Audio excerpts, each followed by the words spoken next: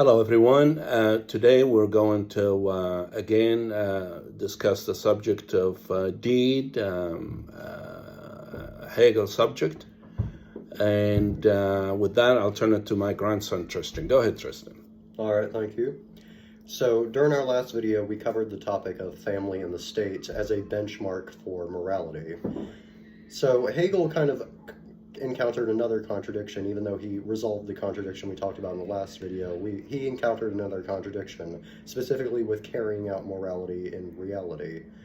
So, as you know, morality comes from the mind. Morality comes from consciousness. It comes from self-consciousness particularly, but generally it comes from consciousness. It comes from the mind.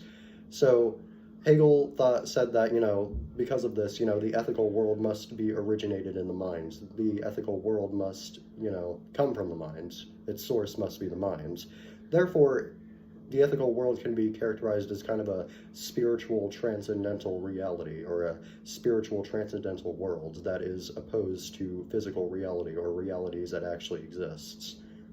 So Hegel said that, okay, when you try to carry out morality that is, derived from the mind, or derived from spirituality, or derived from consciousness, you kind of run into the same problem that we ran into with the categorical imperative, because, again, you're actualizing something that comes from the mind into physical reality.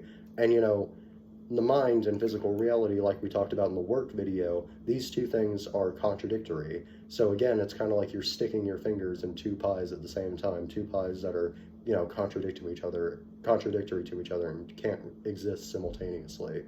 So when you try to carry out something from the mind into reality, it's not going to work, because reality and the mind are two opposite things and therefore contradictory, right?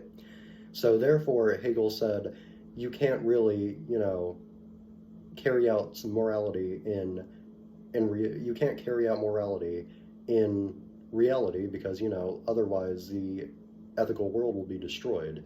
And basically Hegel said that when you try to carry out morality in reality from the ethical world, this carrying out is called the deed. You're doing the deed.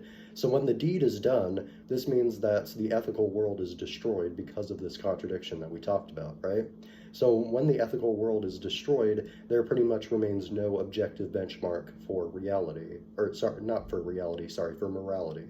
So we're going to talk about the consequences of this in the next video, so stay tuned for that. Thank you for watching, and we'll see y'all in the next video. Thank you for watching.